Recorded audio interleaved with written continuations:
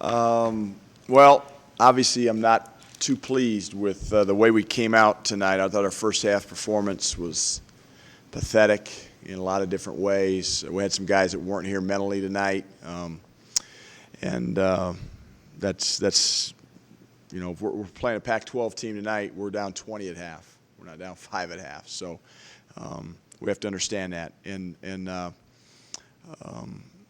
just disappointed in our first half performance. But we got to learn from it, get better, and that's what we're going to do.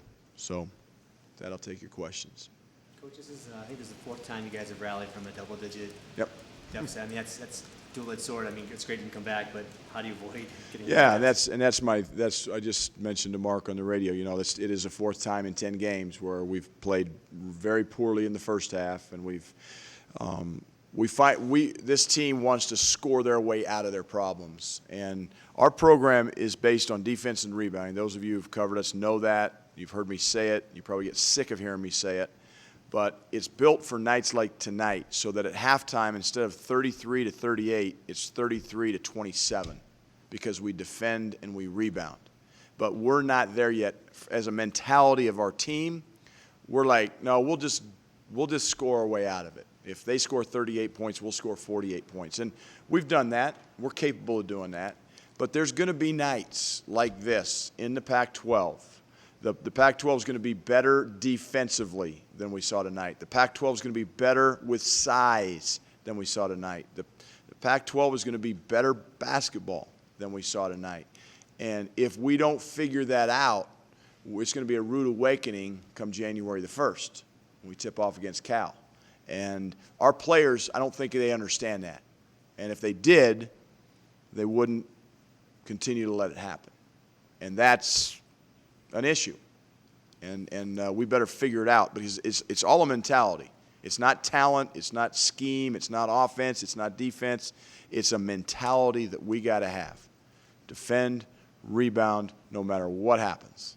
And you got to figure out how to win on games on nights when the ball isn't going in the basket. And we don't have that mentality. We have the outscore you mentality. Coach, how do you start to maybe balance? This team has been above average for sure from three-point range for much of the season. Yeah. Tonight, the shot's not falling. Exactly. How do you balance them maybe maintaining the aggressiveness with something that's been a strength for his team with a night like tonight where maybe there's times that they should have looked for something different? Well, look, at halftime we said this.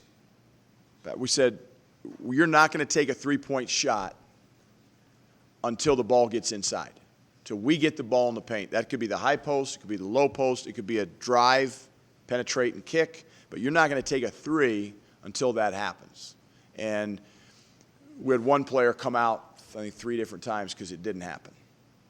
Okay? He couldn't figure that part out. The rest of the team did figure it out. We shot 62% in the second half. We shot 50% from three because we are a good shooting team. And look, the shots in the first half were good shots, but when they're not going in, you got to figure out a different way. You better get to the free throw line, get the ball, on the glass. Offensive rebounding was a big part of tonight's game plan against these guys.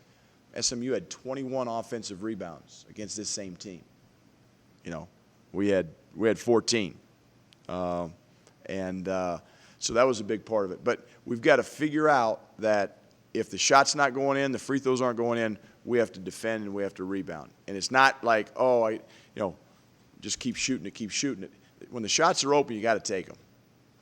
But, again, there's going to be nights when the shots aren't going in. As good a shooting team as we are, as good a free throw shooting team as we are. Over 9 games, we're first in the league in free throw shooting. Tonight we were awful in the first half. Second half we were better. But we got to figure it out on games like that. And we aren't there yet. That's where there's room for improvement. Can you talk just a little bit about Wesley Gordon? Yeah. Wesley Gordon was the player of the game. Wesley Gordon was a player of the game. Had 5 points, took 3 shots, was absolutely the difference in the game. Could not take him off the floor in the second half. He changed the game defensively for us. He was guarding everybody. He blocked 7 shots. I thought Wesley was terrific. Made some really good interior passes. We played through him. We hit him in the high post. He got some shots in the second half. I thought Wesley was terrific. And, again, people are going to look at the box score and say, he got 5 points and, 7 rebounds. Wesley was okay. Wesley was player of the game, without a doubt. And, we're going to watch this film, the defensive portion of this film, and what I told the team is we're not going to do it as a team. We're going to watch it as a staff tonight. We're going to pick out the guys that did not guard, and they're going to come in, and they're going to watch the film. Their phone will be ringing in the morning, okay? Wesley Gordon's phone won't be ringing. I said, Wesley, you can sleep in. Sleep in, go to breakfast, enjoy yourself. But some of these other guys, their phone's going to ring, and we're going to watch the film, and we're going to get better. Because the NCAA, handcuffs are off me now. No 20 hours a week, stuff that I got to worry about. It's about getting better. And now it's, what is it, December, 17th? I don't even know the date. 18th, December 18th, until we start classes again. This team, this is where teams can make great, great strides. And players can make great strides individually because they don't have class. They can get in the gym, work on their free throw shooting, work on their three-point shots. So those things are going in a little bit more frequently than they were tonight.